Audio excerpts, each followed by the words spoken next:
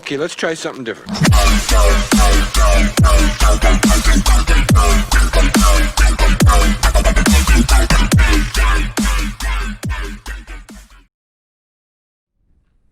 know, I always say different types of wind, different types. How many of you guys are from primarily the North Shore of Long Island?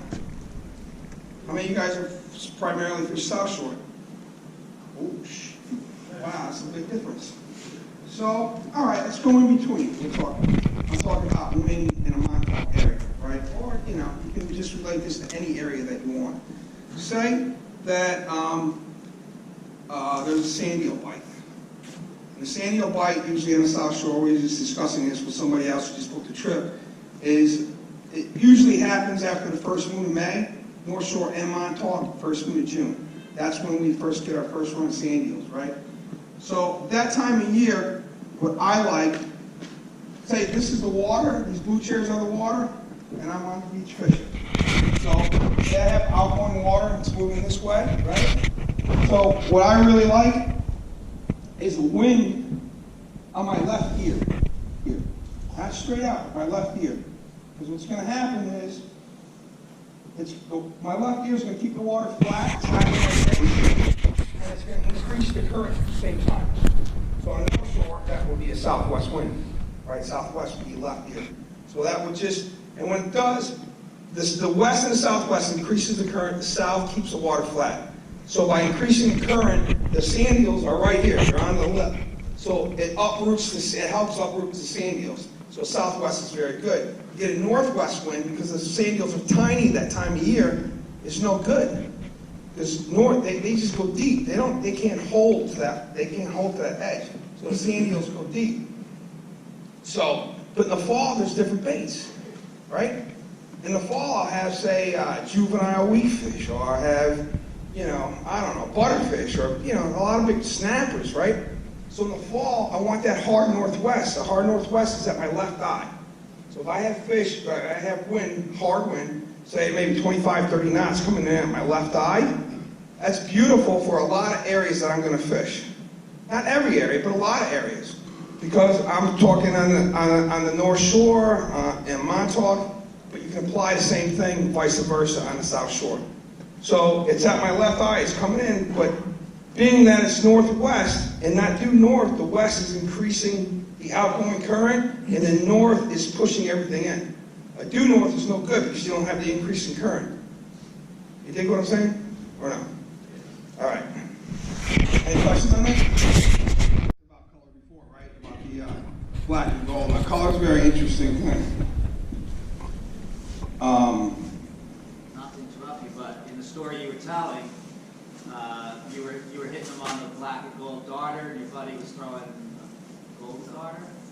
He was throwing yellow. He was throwing yellow. Why, like in that scenario, why do you think they were keyed in on black and gold? Who the hell knows? I don't know. I don't know. I don't know why fish key on certain colors, and sometimes they do, sometimes they don't. I don't know. I'm not a fish. I have no idea. I'm not going to bullshit you. Sorry. Sorry if I can't curse. So, do you think because it was a new moon, like my thought, when you were telling that story, my thought was because darker, so you usually want to throw a dark plug, dark night. Let me tell you a story about dark plug, dark night.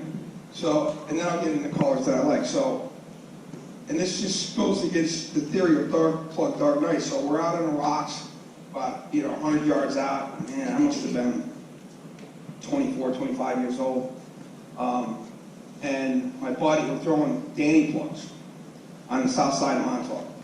And I'm throwing black, and it was a dark night, and I tell him, hey, Pete, put on a white, put on a white. He's like, put on a black Danny. I was like, F you, I'm throwing what I want, throwing white. And he proceeded to just fish after fish after fish. I'm like, I'm sticking to black, I'm sticking to black. Finally, I went over to black. That was a, I'm sorry, I went over to white. That was a really dark night. So dark night, dark plug doesn't necessarily work. I generally go by that, but I tell you what I do go by, and this is my system. This is my own system.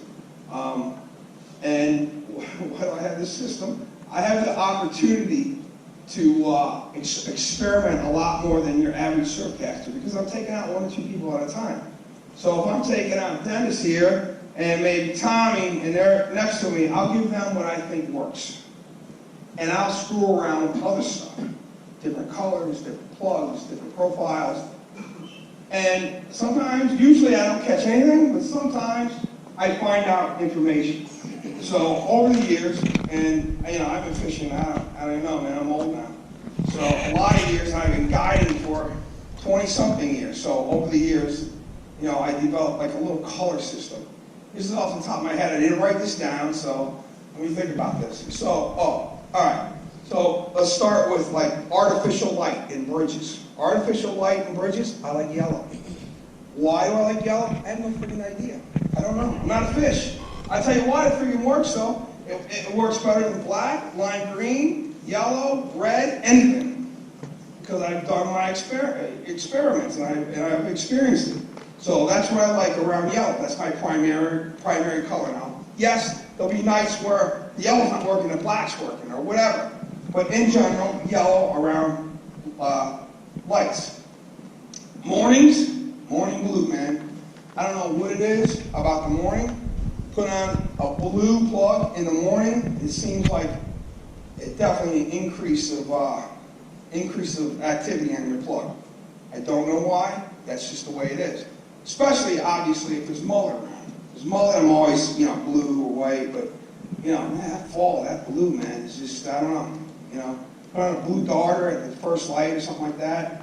It's just amazing things happen. Dirty water, you gotta go. Dirty water, you either gotta go something right. Chartreuse, if I'm fishing bucktails, lime green, red pork rind. Lime green, red pork rind. Not with the shiny stuff on it, just plain old lime green, a lot of hair, thick profile so you can see it. Depending on where I'm at, in Montauk I generally throw, if it's big water, I throw anywhere from 1.5 ounces to 3 ounces. Like bucktails, lime green, red pork rind, number 70 pork rind, which is, I don't know why now. Uncle Josh doesn't make it anymore, but pork rind's about 5 inches thick. Gives it that nice profile. Now you say, well, what about chartreuse, in that dirty water? Yeah, chartreuse works sometimes, but I bet you 9 times out of 10, if I fish a lime green with red pork rind, I'll fish your ass. Sorry. So, the chartreuse.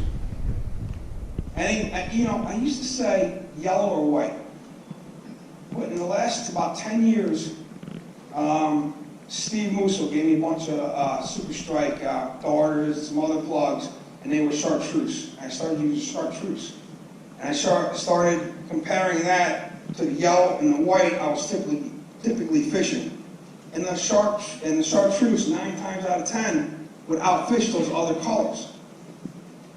Except, the only exception with that is if there's juvie weak fish around. Juvenile weak fish. Juvenile weak fish usually come, depending on where you're at, the last moon of September or the first moon of October. That's when their migration starts, if it even happens. And, they're gold, they're beautiful fish. They're gold, they're yellow, and birds or something? You need to lose me.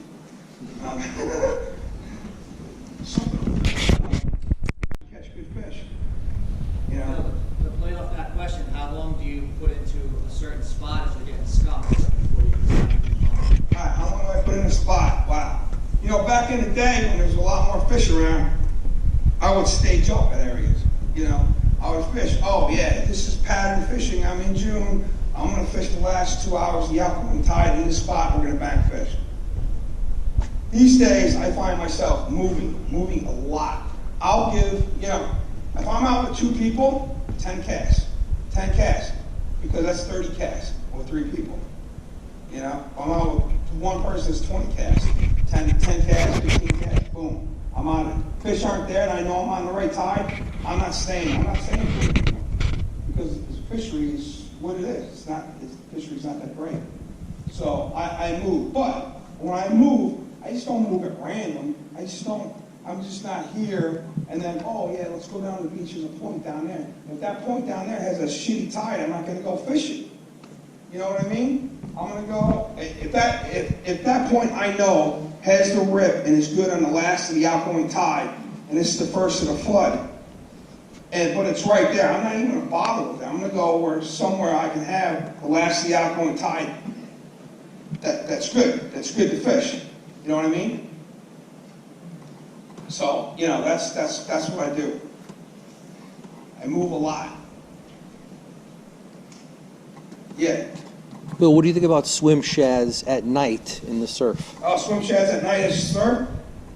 I started, you know, like, what do you mean? Like the Sabiles? Like a tsunami or a shad body on a... Oh, the shad bodies? Yeah. Yeah, shad bodies work well in the surf at night. You know, shad body, it depends on the bait. Like, your lure selection has got to be based on the conditions in the bait. Whatever the conditions tell you to do. And what are the conditions? The conditions are the wind. Like, you're not going to throw a friggin' Hellcat and 30-knot wind in your face, right? Even though there may be sand eels there. You know, you're going to throw something to get through that. You know, so, you know, the shad bodies, they work. They don't always work. You know, it depends on what bait. I mean, they're a great imitation of bigger baits. They're a great imitation of snappers, juvie wheatfish, you know, bigger, thicker baits. You get the bigger shad bodies, bunker even. You know, the Sabiles. Man, I started swimming those Sabiles. Oh, God, I love them. Well, a lot of nice fish I know. Anyway, you want to go to the next question? So somebody asked what knots do you like to use, and it's funny because earlier this morning I was checking out your plug bag, and I was surprised to find that I take all the split rings off of my plugs when I buy them, and then I'll use like a tactical angler's equip, probably like most of us. Bill's plugs all have the split rings on them, so I was curious why and how. Oh, you So that might be able to lead into why you're not. Yeah. Well, all right, let's get into the split ring thing. The reason I put on split rings is because I want this movement. It gives me the extra movement in my plug. You know, I tie direct, meaning I tie directly to the split ring. I don't use any clips. Now, I'm not saying don't use clips. I'm saying I don't use clips. And the real reason I don't use clips, it's not any magical thing. It's because back in the day we had the dual locks. And the dual locks were constantly friggin' open. And you know, you bag a 40-pound fish, 30-pound fish, and the dual lock opens. So to me, I'm never using that friggin' thing again. You know, so I got rid of the dual locks and I tied direct. So all my plugs at the time I put on split rings to give them the extra action. Plus, a lot of times with the thicker plugs, they have a thicker thing that's really hard to get on a clip. So, I mean, for me anyway, I'm sure most of the guys that use clips so much, I never use them. Never, ever. I don't even own one. So, that's really the reason I tie direct to everything. And I use a split ring. The knots I use, you know what? I have 3 knots, bro. It's the only knots I use. I tie an improved clinch to everything. You know, I can tie an improved clinch practically as fast as you can put a plug on a tactical angler clip. You know, I'll just tie it. I don't have to look, nothing. It's ready to go. You know, the thing with that is you do use a improved clinch. Don't forget to wet the line before you cinch it down. Really, really important, because you'll mess up the knot strength if you don't. The other one I use is a polymer knot. And I use a polymer knot. When do I use a polymer knot? Oh, braid. Thank you. Yeah, when I'm tying braid to, yeah, when you're tying braid, you cannot use an improved clinch. Because you're using an improved clinch, you pull it, you can it'll go right. And no matter how many times you wrap it, you can pull that improved clinch out. Polymer knot, 100% knot strength. Now you're wondering, you say, well, why don't you just use a polymer knot on that? You know what? I find that the knot's kind of weird. It doesn't give it the same action as the improved clinch. So that's why I use improved clinch. Plus the improved clinch, I can, polymer knot, you gotta go through the plug. Ever tie, let me ask you this. Have you ever tied a polymer knot on a windy night with a live eel on?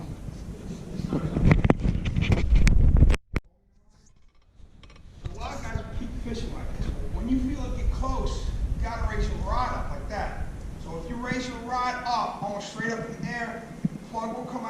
will swing, and you'll know where it's at. You won't get the barrel swivel through your guy. You know what I mean? That's a great way to prevent your barrel swivel. I mean, some nights it's so goddamn windy. I mean, it doesn't make a difference what you do, but that depends. Not that long, you know. It depends, you know. Like if I'm fishing, say, a lighthouse, which I hardly ever do. If I'm fishing a bridge where I have a short back cast, you know, I can't bring my rod back too far, shorter leader. You know, longer leaders on the rocks. If I'm on a rock, I want that long leader so I can grab onto it. Plus, it's, you know, more abrasion resistant on the rocks. So, yeah. Fluorocarbon or mono on your leaders? What do you use? He asked me fluorocarbon or mono on my leaders. What do you use? Mono. Use mono. Anybody use fluorocarbon? Why? How come? Anybody? It's a little bit more flexible. Ever ask? It's a little more Huh? flexible. Spend a little more money, I'm a little more confident. What gives you more confidence with it? Do you feel like the fish don't see it, or what is it? Fish your back base spot, that's really clear water. Back bay. Well, that is. I mean, I say in a back bay, in clear water. Sometimes I use fluorocarbon because it is a confidence factor. You know, I mean, he's right. If you have more confidence, and that's what you need to spend the money and use the fluorocarbon. But I'll say this. Everybody. I'll say this. My charters come with a bunch of leader. I'm taking out, and I'll say, you know, I even have a plug in. Wires all over the friggin' place. You know, but you're telling me that they're not going to see the fluorocarbon. It's a marketing scheme, man. It's a marketing scheme. But it does give you extra confidence sometimes. You know, I don't think it matters. Even with albies. You know, I've had albies on 30-pound test leader and 30-pound test fluorocarbon. I rarely ever see the difference. You know, try it. Before there was braid, that's what we all use. 20-pound Andy, right? 20-pound Andy, pink, 15-pound Andy, Andy. The reason why everybody used Andy, especially the rock fishermen, was because it had a little bit more stretch. He said, I don't want stretch. But a little stretch around the rock is good. It's just more abrasion resistant. When you take a 50-pound Andy, 50-pound braid, scrape it on the rock, 50-pound Andy's going to win every time. You know, so. Yeah. I've been using Oliver knots for braid, and when I use bait, and it's like kind of like this. So, you know, make a cast, and I don't even have to put my finger on it or anything. And when that just before it ends, that's when you put it on the roll. You know, how do you know just before it ends? It's different. I mean, at first it's a weird question. I mean, it's weird, hard to answer. So you're casting it out, and it's going out fast as it is, as it's slowing down.